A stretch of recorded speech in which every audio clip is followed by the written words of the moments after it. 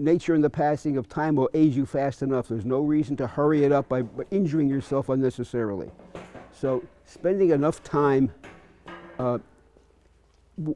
warming up and stretching out and loosening up, and then doing gentle footwork, and then doing more serious footwork and so on, especially when it's a training session and you have the time to do it.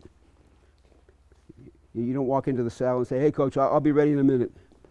Coach should say, you're not ready in a minute. Sit down or go do something, one or the other. I'm going to be doing some of this with you. I will probably do fewer reps, but I want to be able to show you that it's doable. And but by being meticulous about warm-ups and rolling on the floor and doing various things, managed to lengthen my career in spite of some, we call them boo-boos over the years. So let's talk a little bit about, which most people know about, just to get everybody at the same page. Before you stretch, you warm up. You want to do exercises comfortably and without tension within its comfortable range of motion, so the muscles are moving. Circulation is generated within the small blood vessels that permeate the muscles. Connective tissue loosens up a little bit also, and you don't want to strain. You don't want to hold your breath. Holding your breath makes everything tense. If you go, the effect is about what it sounds like. When you're doing a stretch or something akin to that with respect to muscles, you don't want to be inhaling or holding your breath.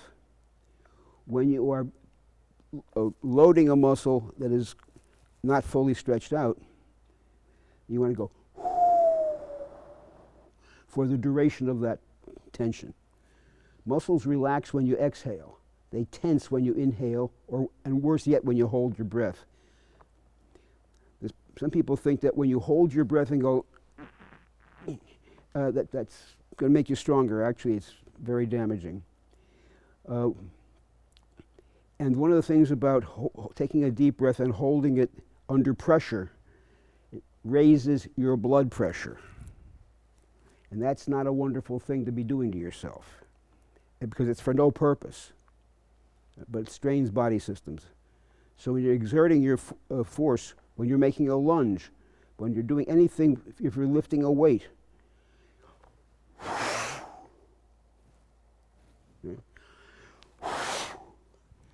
and that's one of the reasons why yelling when you lunge is a good thing. Not an exaltation and look at me, I'm glorious, but to get the air change. Now, if you can accomplish both with one yell, have a good time. But if some people say, what are you yelling about? Say, oh, it's just to keep my blood pressure down. And they'll look at you like you're weird, and it's okay. A teammate of mine used to say, fencers do foolish things, meaning foolish-looking things. Because a lot of times, people who don't know what's going on, and some fencers who are not well educated, say, that's a strange thing to be doing. What's that all for? It's a waste of time. Well, why would you bother with it? Oh, yeah, sure, okay. There are exercises that some coaches like to have people do, especially in groups. There are some other exercises that are kind of generic and everybody does them. And then there are the short range of motion exercises, right and left-handed, so that there's a balance in your readiness to do actions. And then there are some higher level extensions of the muscles under load, and then you get into some of the ballistic or plyometric movements. Now, how long should that take? Well, when I first started coaching at Penn, I noticed that people would walk into the fencing room or to the gymnasium, stretch and fetch and get on guard and fence. And I was watching the opposing team, and they were walking around talking and shooting the breeze and stuff like that. I said, we're going to steal bouts in the first round of this competition, I says to me, because this team's going to spend an hour warming up, from basic warm-up to footwork to exercises, and then some bouts before the match starts. And lo and behold, the other teams were not ready to fence in the first round, and we generally would jump out to a 6-3 lead before they said, oh, I guess we better be warmed up and go fence. So the warm-up is not only for the body, it's also to get your mind focused on why you're there.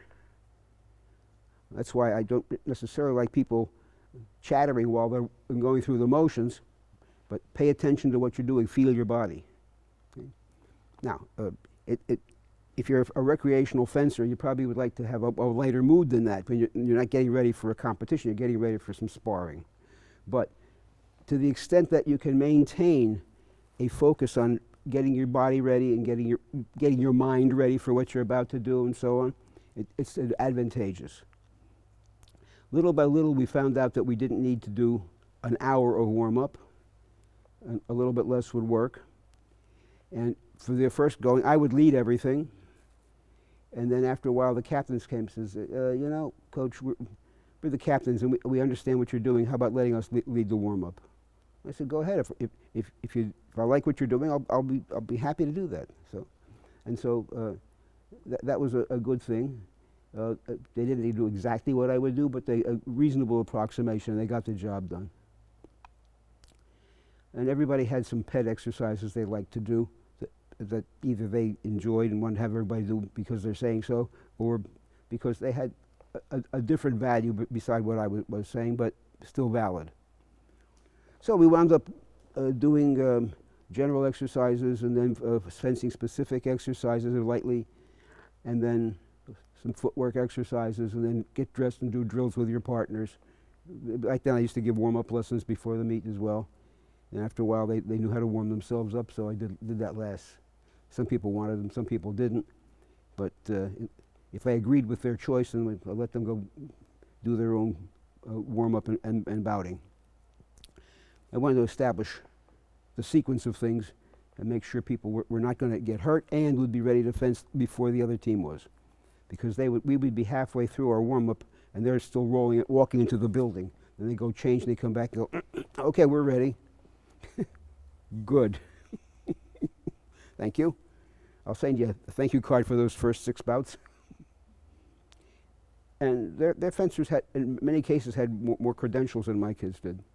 Not universally, because I had some pretty good fencers, but in general, these teams that had been winning a lot, and here I was as this rookie varsity coach.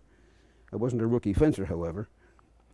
And I tried to translate my experiences and the progress I had made as an athlete into helping the people that were there to learn and to fence effectively and compete effectively, so they should know as much of that as they find pertinent and can use. So that's the game. So the first thing most people will do, especially in a group, is you line up on the strip, face one end, and just jog around the room, slow and easy. And everybody got their workout shoes on? Are they laced up and tight so you won't step on them and trip? Your shoes should be not squeezing your feet, but they should be firmly in place so you don't rock and roll inside your shoes. That's a good way to lose your balance. The shoe and the foot should be one unit. And there's no such thing as you don't have to warm up because you've been doing it for 20 years, and so you don't have to do it today. All the more so. See, when somebody is my vintage, and if you decide, well, I don't have to warm up right now, the next thing you know, something pulls. And that's, I learned the hard way that be patient, warm up. If it takes too long, tough. Then I won't have a rehab period if I do it properly. When you warm up, then you do the exercises. If there's a long break between, say, your first bout and your second bout, then you have to re-warm lightly to get from a good steady level of being warm to reflex and be flexible again before you get out there and try to go boom. Because sometimes your body doesn't want to hear about boom, and you have to make sure you've got its attention. It looks like this when you do it. You're not running. You're just moving. So, up. And by the way, if you're not comfortable doing something, just step aside. Nobody's going to throw stones at you. You have to govern your own body. Facing this way, single file. Single line, facing this way. You're not on guard yet, you're just going to jog. And there we go. No speed, just comfortable, nice and loose. Let your arms dangle a little bit, move your upper body around, shrug your shoulders.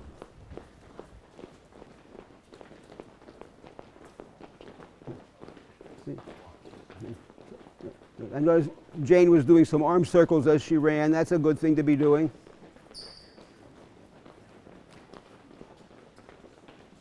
Walk. Just walk. Stop in place.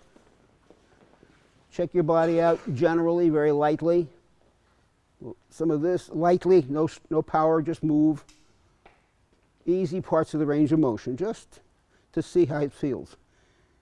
You don't want to know how that feels over here. Trust me, it hurts. That's because it has a lot of years of experience. Okay, and then this can happen when you're standing. Every once in a while you resume, just to make sure you keep the blood flowing. Okay. And then you can do it like this.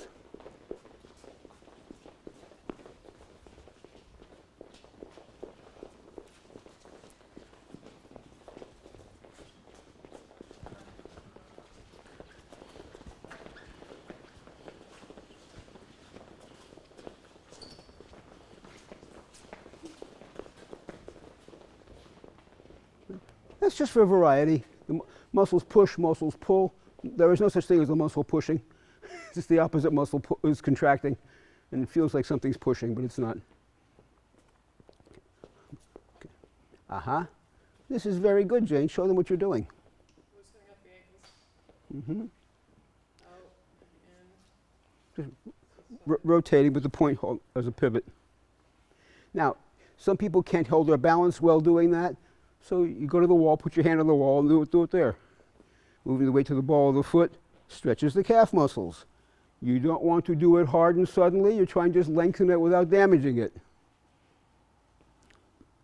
Just knee forward over the toe and maybe a little more, but keep the foot flat. And you're stretching your calf.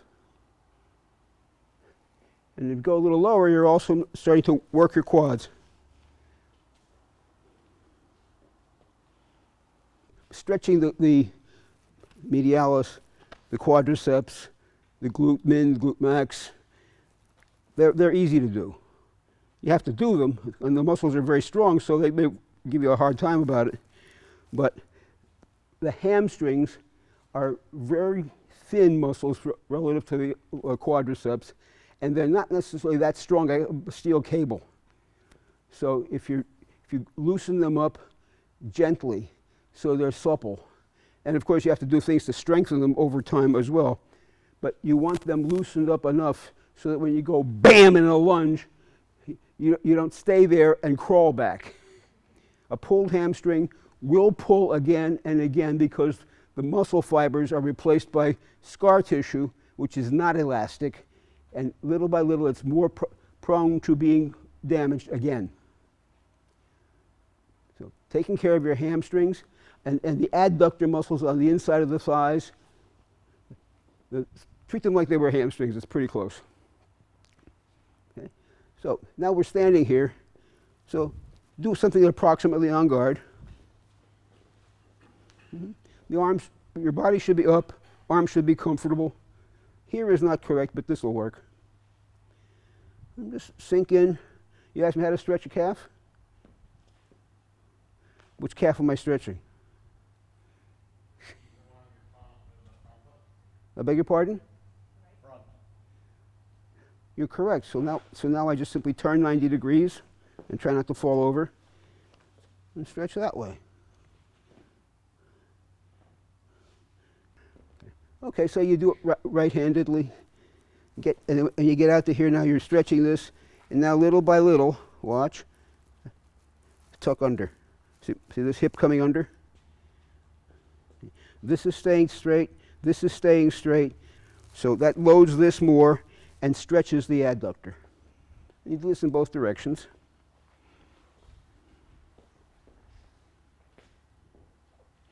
And then you go like this, and you go like this. And sometimes when you go like this, there's a balance problem, so do it next to something you can put your hands on. No problem.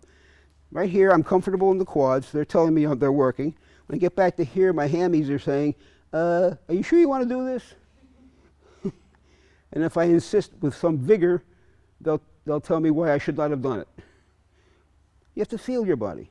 So if I put it out to here a little farther, I can get back to here comfortably. And I can do this. Now I swing the hips like a bell in a belfry. And little by little, muscles loosen up. Now, if you find that you have a muscle that's saying, hey you, I'm not ready, do exactly what coach is doing. Stop, relax it, move it around a little bit. If there's any knotting in there, you want to break it up. Don't fight it, loosen it. It's a right thing to do. And that's why when you do group warm-up, you still have to allow some time for the students to feel their own body and do what they feel they need to do. Okay? Yeah. So you can do this, and it's a good thing to do as long as you don't do it too hard so that you tear fiber every time you try to stop the movement. And you can do this rotate the palms up and put them back. Now you're stretching muscles here, which is just fine. And you'll notice that the biceps, when you do that, also get a little bit of stretch. But when you do the rotation. Right? Then you can hug yourself because you deserve it.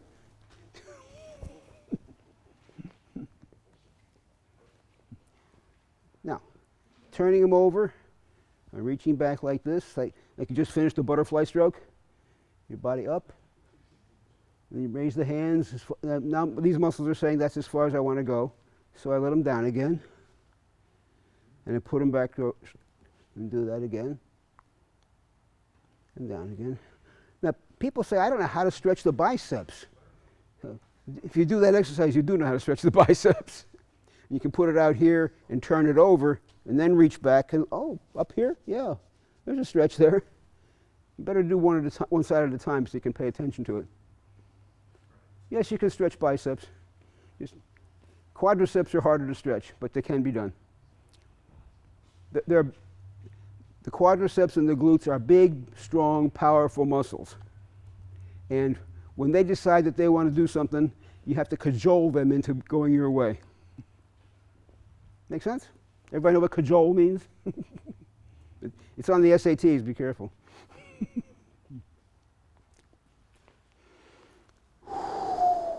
I'm exaggerating, but that's what you do. And back and forth a little bit and up. Still haven't done a lunge, but I'm closer to being ready for it. So now you can do this.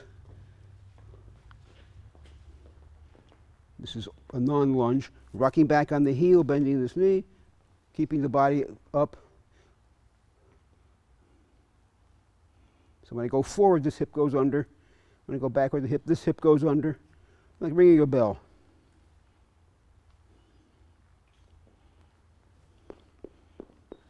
And then shake. Jog a little bit and shake it loose, and then get on guard the opposite side. So you're going to do that same exercise with the opposite hand and foot. Just reverse it.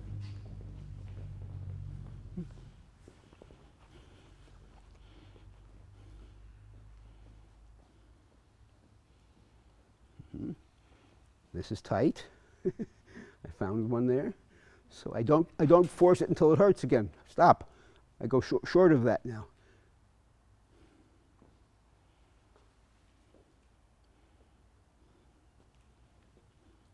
You can start to do your arms. This is, if I were left-handed, I'd be doing this.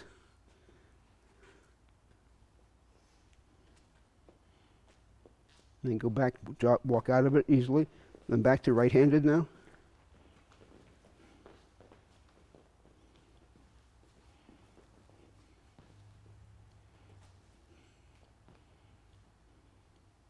No, that feels good, so I'm good. Anybody ever figure out why fencers put their back arm up? It's not because it looks pretty in the old lithographs.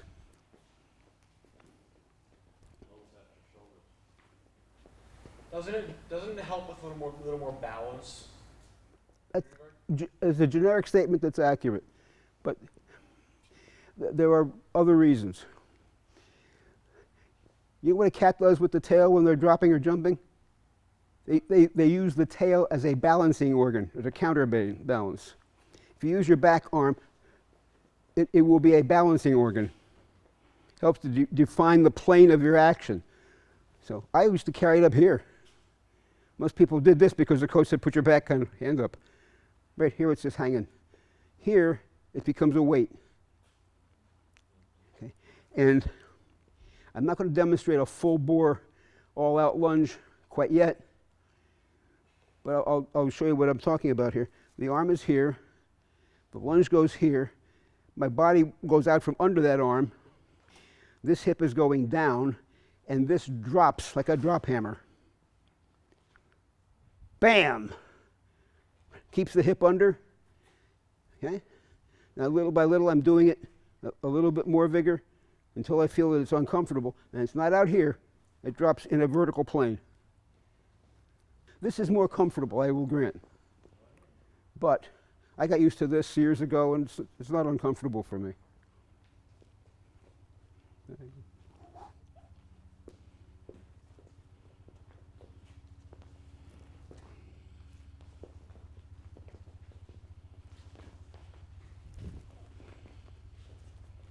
Coming back out of the lunge, you pull up with the arm, and that will accelerate the hip moving back under your body.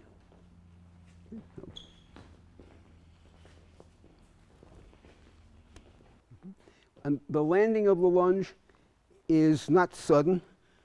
The heel catches, and this goes underneath.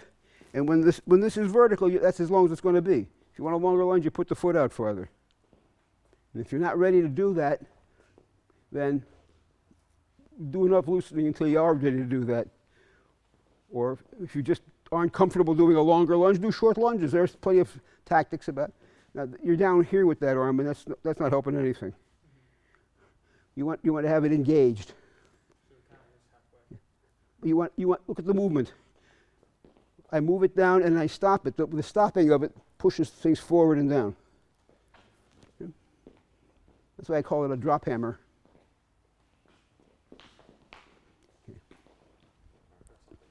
Now, and remember, on the recovery, from here, this movement, that's how you start back. Pa, pa, pa, pa. So to get the hang of that, loosen up a little bit, shake in place, and we'll do something.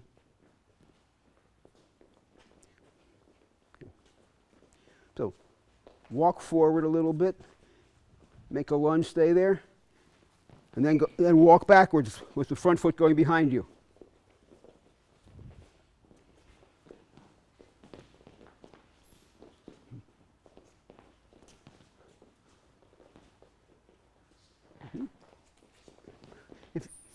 If you realize how you start to walk backwards when you just were walking forwards, you roll back on the heel, pick up your toe, and push your foot behind you. It's a very natural movement. It's good physics.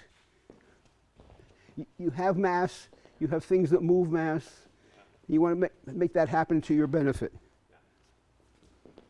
People who get on guard like this need to have a shell on their back. and anytime they come up against a flicker, they'll find out why that's not a good way to fence. I had a fencer who was from Israel, Yaron Roth. I don't know if the name rings a bell. Some of you may remember Yaron. He was an international competitor. He was a finalist in the European Championships and things like that, a foil fencer. He'd spent some years in the Army being fit. So he had a drill that he did with his coach. So he did an action.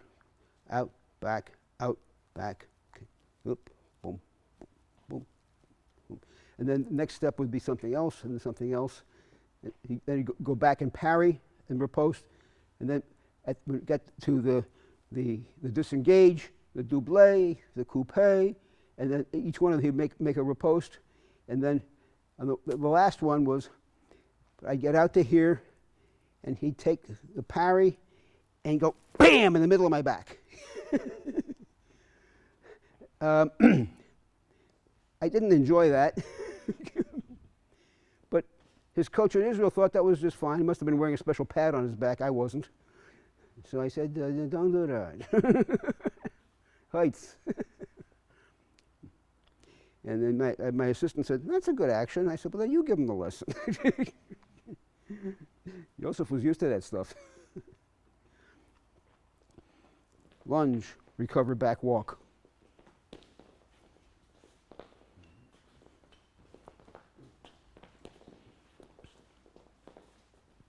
Walk forward, lunge. Walk backwards. Okay. It doesn't take a lot of labor. Don't struggle with it. You do this all day, all the time. The more naturally you do it, the better it works. You want your knee straight ahead, not turned in on the lunge. Okay? Now, we're at the point where if you want to start doing some partner drills or some light bouting, now at this point you would take a few moments to get a little extra hydration in, a little, put your stuff on, and then find a partner to do some exercises, which it comes after doing this. There are some strengthening exercises that can be done to help with fencing movements. Some of them are for the arms, some of them are for the legs, some are for the torso. We don't have to go through the whole manual at this point, but one of the exercises that actually is very useful is if you lie on the floor on your back and make sure there's nothing in your side pockets.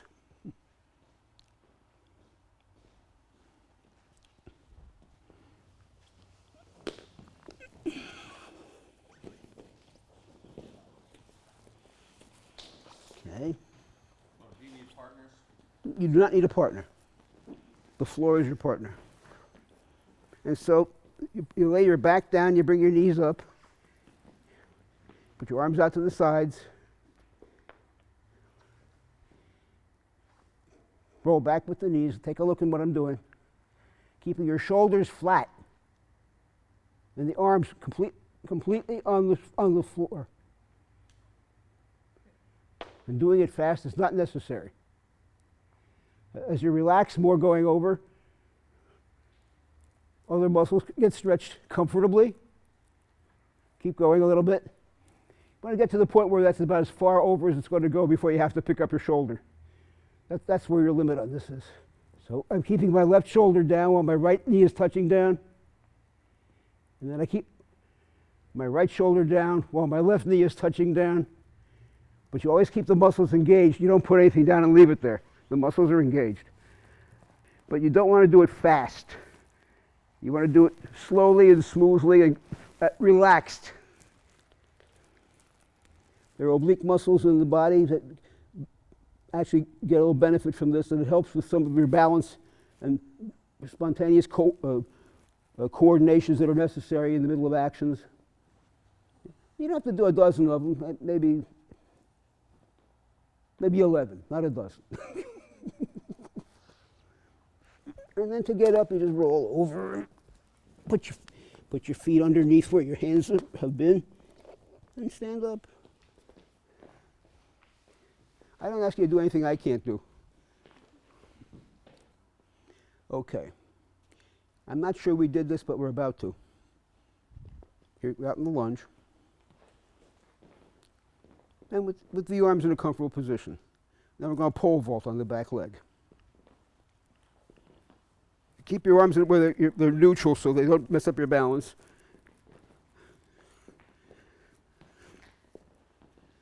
Then when you get airborne, you put your foot down toe heel and you've recovered.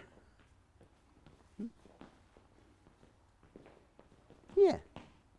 If you find yourself doing this, you're going to fall on your keister. So keep your body over your support points. Turn around and do it the other direction, other leg. Same exercise. Not hard. This is recovering without bending your back knee. You're back to your natural side. Same exercise. Now we've sequenced the recovery very naturally. Your weight goes down, you pick up the toe, you roll back, and then you put your foot down. The back knee bends when you have started to generate the force backward, and then that knee flexes to absorb that. So your center of gravity goes back comfortably. That's why you don't bend the back knee first, because you have to generate that movement from the pushers in the front. Now, at no point did you find that I was pulling with my back foot to make the recovery. You may not have found it, but it happens spontaneously. So if I'm out here and I start the recovery, to stabilize this, make this movement long enough to get this all the way back here, this foot does a little bit of a pull. But moving a moving mass doesn't take a lot of pull. It's just to keep it going long enough to get it where it's going. This is ABCs of managing not only the warm-up and the stretch, but also some exercises to loosen and along the way develop some musculature. You know, we haven't picked up a dumbbell or a barbell, or you can, but that's not part of this. It's always good to be strong as long as it keeps you flexible. Strong is always good. Okay. So now we're going to do walk, lunge, recover, walk, back, walk forward, lunge, recover, walk back.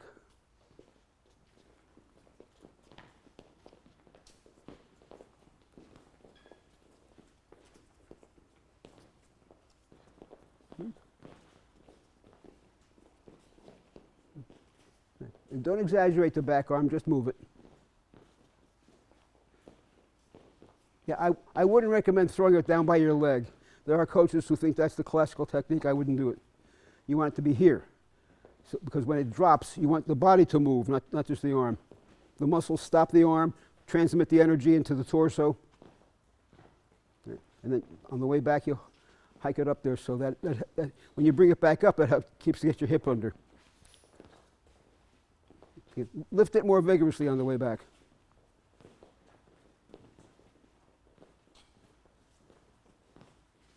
Okay, relax.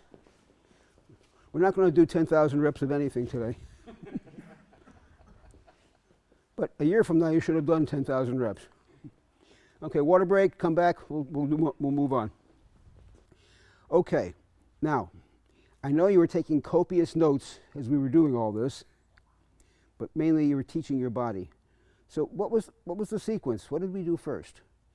So the idea is warm up, loosen up, stretch, then begin the ballistic movements, extending the range of motion gradually. It doesn't take as long as it took us now, because you don't have to talk to a bunch of people about it unless you're the coach, and you have to do it for a while, and then they know, and you say, captains, lead the warm-up, and you just watch, make sure it's right.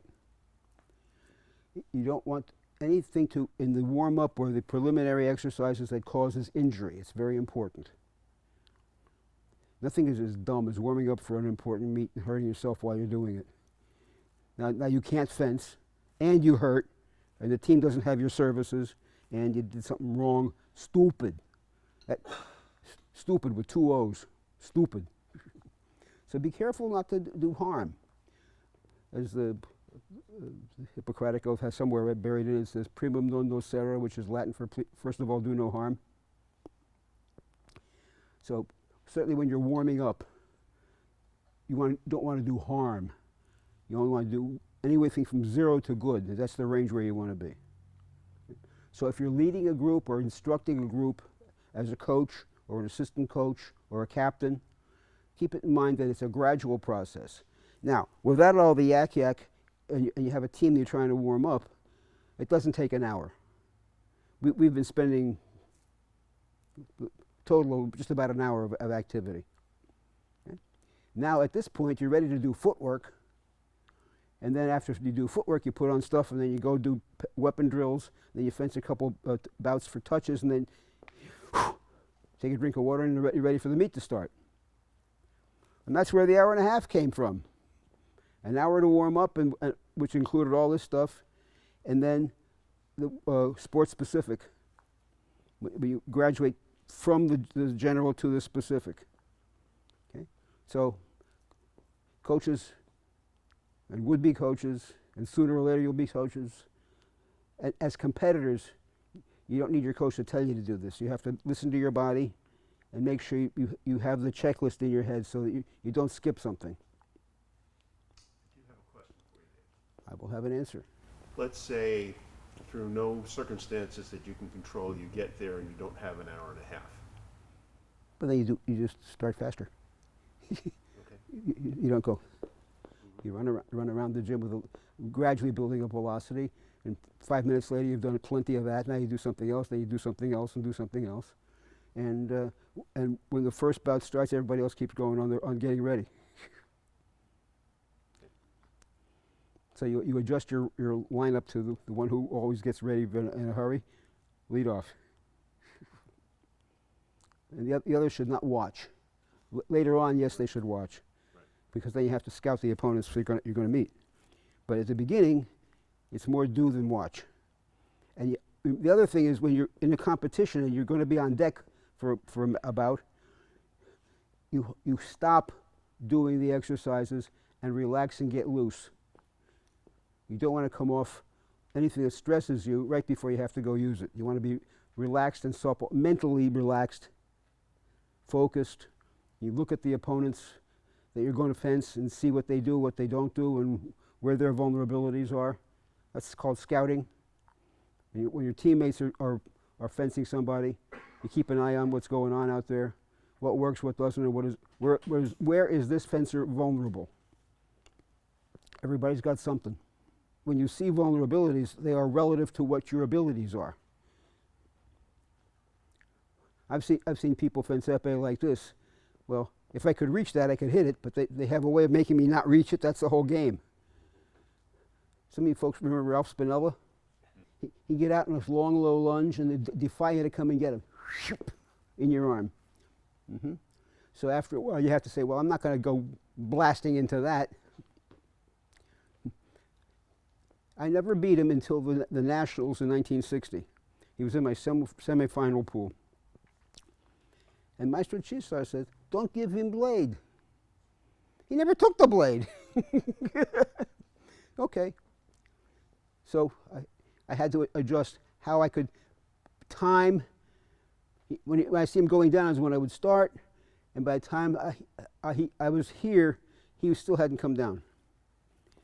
And then I had to move the guard over so that the hook had too big an angle to hit me before I got there. So I didn't give him the blade. I gave him and I fenced him again in the finals and did the same thing, and it worked. And little by little, other people figured out how to read him, and the word got around. If he was holding the French grip farther back, he was going to hook you. If he held it farther up, he was going to parry.